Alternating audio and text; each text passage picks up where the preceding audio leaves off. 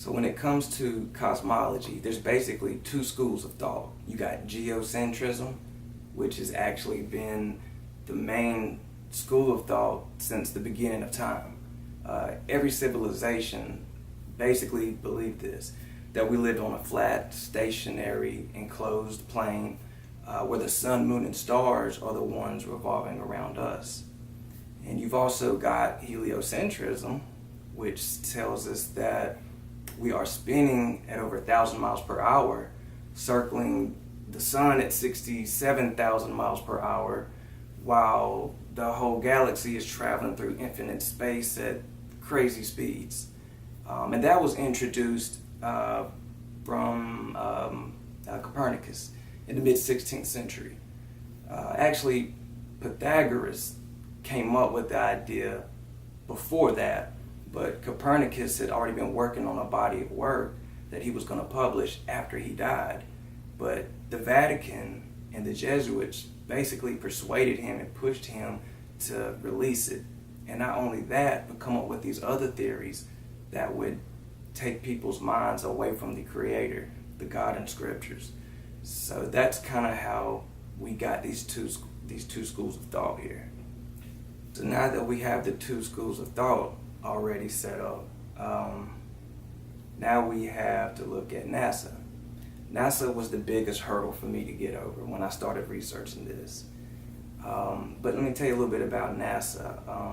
A lot of people will show you the pictures of Earth and tell you that it's real, but in reality, NASA even admits that their pictures are fake and they're all CGI. They're all composites. There's a lot of holes in what we accept as truth versus what NASA tells us. You can look at the moon missions. My question is, how could we have went to the moon if we can't leave low Earth orbit? And they admit that. They say the moon is like 238,000 miles away from Earth, but low Earth orbit is between that. So we've got a problem there. We've got fake CGI pictures. Everything that you look at are all cartoons. You cannot show me a real picture. They even admit that they have to be faked. Also, Operation Paperclip. This was after World War II when the United States brought in over 300 Nazi occult scientists. And that's really how NASA was basically formed.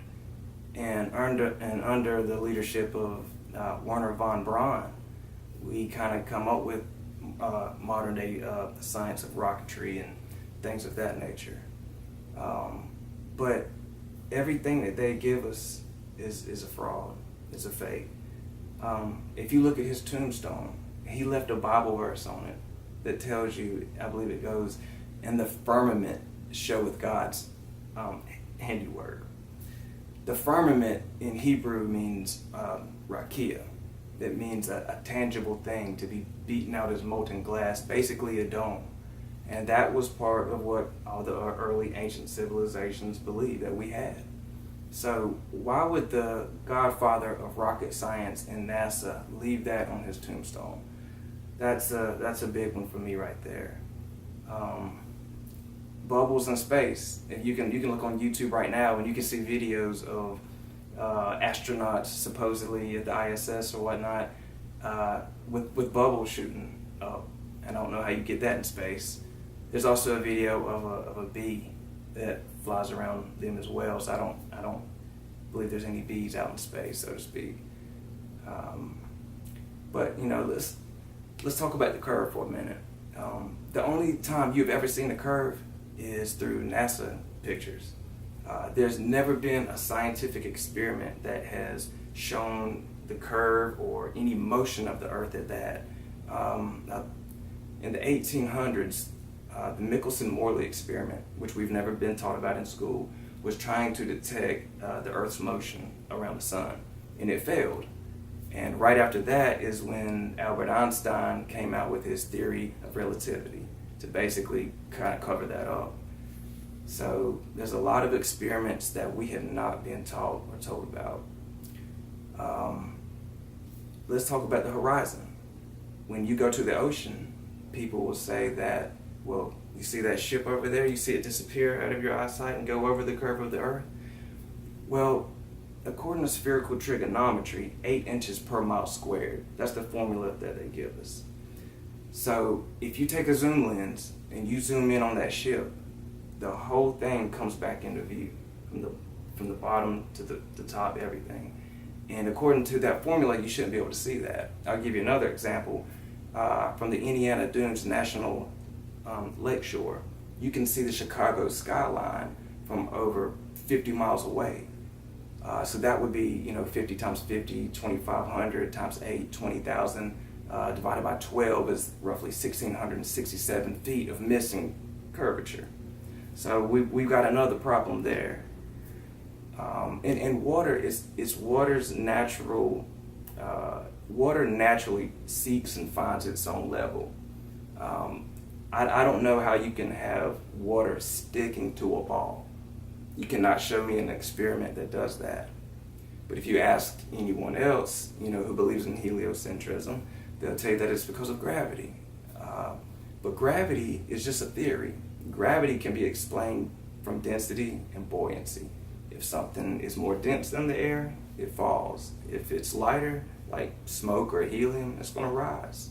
So no gravity needed.